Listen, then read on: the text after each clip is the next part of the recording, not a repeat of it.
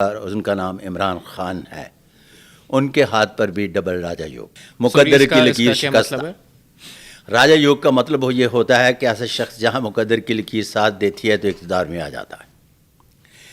پھر اس کے بعد مالکوں کے ہاتھ پر بھی ڈبل راجہ یوگ، میری بات کو تو سمجھ گئے ہوں گے، مالکوں کے ہاتھ پر بھی ڈبل راجہ یوگ۔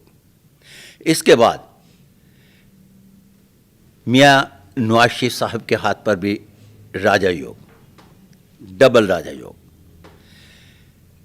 میاں شہباز شریف کے ہاتھ پر 101 غیر معمولی جو علامات بنائی گئیں، اس میں سے 4 انتہائی غیر معمولی علامات جو بہت ہی کم دیکھنے میں آتی ہیں وہ پائی جاتی ہیں۔ پھر اس کے بعد مریم نواز شریف کے ہاتھ پر بھی انتہائی غیر معمولی علامات، اور یہ انگلی power of speak and speech والی بڑی زبردست اور کمال کی، جس کی بنیاد پر انہیں کراؤڈ پولر کہا جاتا ہے۔ اب آتے ہیں تیسرے اینگل کی طرف۔ تیسرے اینگل میں بھی محترم آصف علی زرداری صاحب کے ہاتھ پر پنج یوگ۔ اور اس کا کیا مطلب ہے؟ پنج یوگ کا مطلب ہوتا ہے کہ یوگ ایک ہی ہوتا ہے لیکن اس کے 5 ابھار ہوتے ہیں، چھٹا ابھار نہیں ہوتا، اور ایسے لوگ بہت بڑے سوداگر ہوتے ہیں۔ اوکے۔ سوداگر بھی اس طرح کے کہ کہا جاتا ہے کہ ان کے حرف جب بولتے ہیں تو باتیں کرتے ہیں، کمال کی چیز ہے۔ پھر اس کے بعد انتہائی غیر معمولی علامات کے ساتھ راجہ یوگ بلاول کے ہاتھ پر بھی پایا جاتا ہے۔ اب یہاں یہ ٹرائی اینگل جو بنتا ہے، اس ٹرائی اینگل کو جب آپ علیحدہ علیحدہ کریں گے تو یہاں یہ ایک 3 حکومتوں کی بات کریں گے ہم، کہ 3 لوگ ہیں جو اپنی حکومت بنانے جا رہے ہیں، مستقبل میں جو بننے جا رہی ہے، اس میں ایک نہیں، ایک سے مراد یہ ہے کہ ترقی یافتہ ملکوں میں اور ترقی پذیر ملکوں میں ماسوائے، خاص طور پر پاکستان میں ایک جو انڈور حکومتیں ہوتی ہیں وہ نہیں بنتی۔ یہاں پرائم منسٹر اوتھ لیتا ہے، اس کے جتنے بھی نزدیک ہوتے ہیں سارے اختیارات یوز کرتے ہیں۔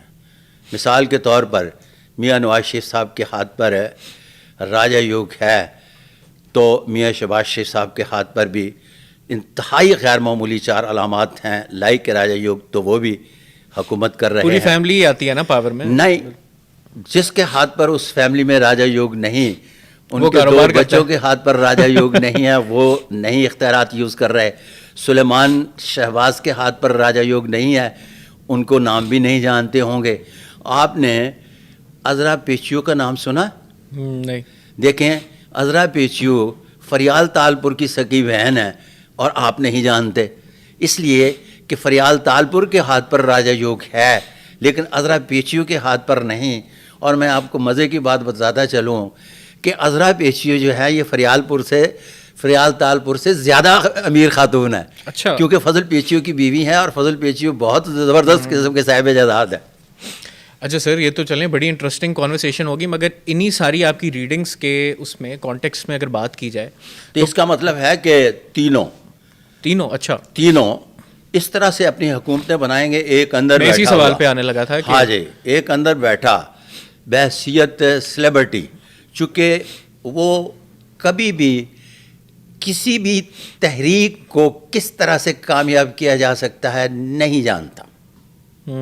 سیلیبریٹی ہے، سیاستدان نہیں ہے، فیس ہے۔ اب اس کا جو فین فالور ہے، فین فالور میں اس کا کوئی بھی شخص جو ہے وہ لیڈر نہیں، سارا فین فالور ہے، اور فین فالور جو ہے وہ سپورٹر نہیں ہوتا، ووٹر تو ہو سکتا ہے، اس لیے وہاں بھی دلی دور است۔ اب دوسری طرف آصف علی زرداری اور محترم بلاول صاحب اسی طرح سے اختیارات انجوائے کرتے رہیں گے جس طرح سے اس سے پہلے کرتے رہے ہیں۔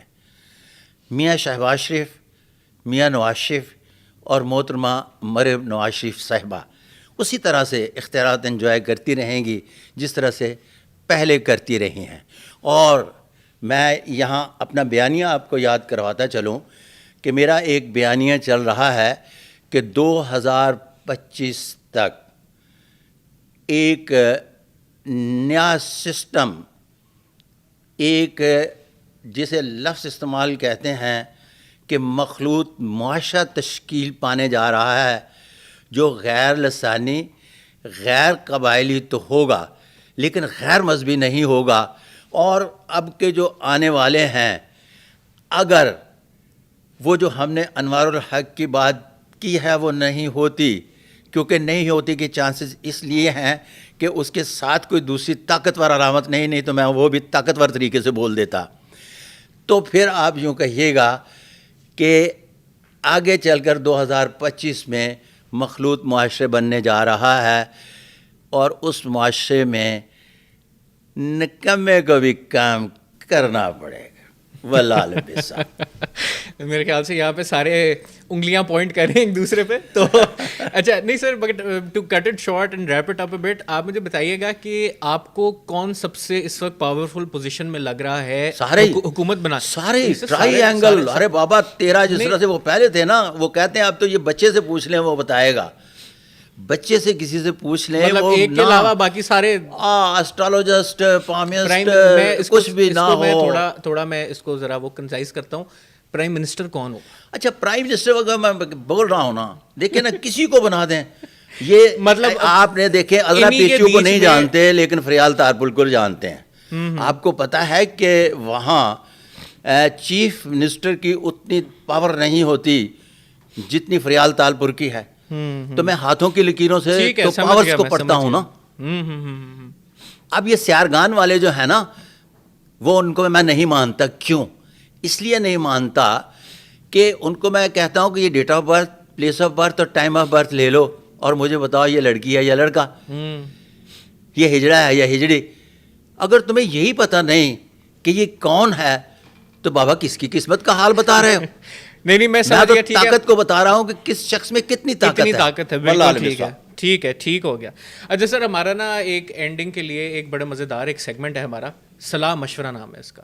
تو آپ نے ان لوگوں کے بارے میں جو بھی آپ کا اوپینین ہے, آپ نے ایک مشورہ دینا ہے بیسڈ آن یور ریڈنگ. تو میں کچھ نام لوں گا اور آپ نے اپنا مشورہ دے دینا. ٹھیک ہے سر؟ سب سے پہلے ہم سٹارٹ کرتے ہیں سر بابر اعظم سے. صاحب نصیب صاحب. اچھا اوکے. عمران خان صاحب. مشورہ یہ ہے کہ ان کو بحیثیت سلیبرٹی اگر اپنے آپ کو منواتے رہیں تو دا بیسٹ. ٹھیک ہے. عمران ریاض.